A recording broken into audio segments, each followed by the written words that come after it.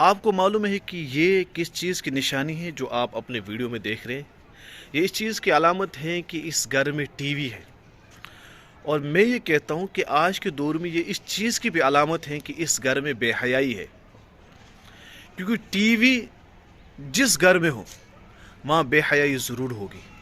اب ہم کہہ سکتے نہیں ٹی وی پر تو اچھی چیزیں بھی دیکھی جا سکتی ہے، ٹھیک ہے، بالکل دیکھی جا سکتی ہے، لیکن کیا کوئی بندہ ٹی وی پر اچھی چیزیں دیکھتا ہے؟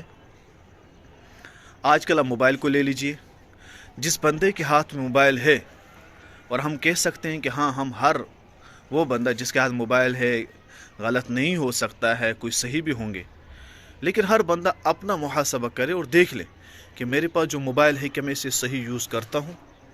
اسی طرح ٹی وی پہ لوگ کہتے ہیں کہ ہم تو نیوز دیکھتے ہیں، ڈسکوری چینلیں دیکھتے ہیں، لیکن اسے معلوم ہونے چاہیے گھر گھر میں اس وقت تو عورتیں ڈرامہ دیکھتی ہیں، فلمیں دیکھتی ہیں، جس کی وجہ سے گھر برباد ہو گئے۔ ساس بہو کے جو ڈرامے ٹی ویوں پر چلتے ہیں، اسی وجہ سے تو گھروں میں لڑائیاں برباد ہو رہے ہیں، اس وجہ سے معاشرہ تباہ ہو رہا ہے۔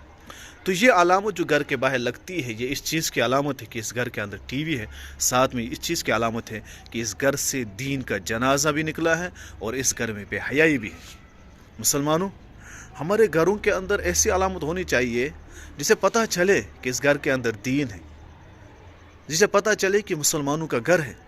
ایسی چیزوں کی علامت ہم دیتے ہیں کہ جسے پتہ چلے کہ میں بے دین ہوں۔ ایسا کیوں کرتے ہیں؟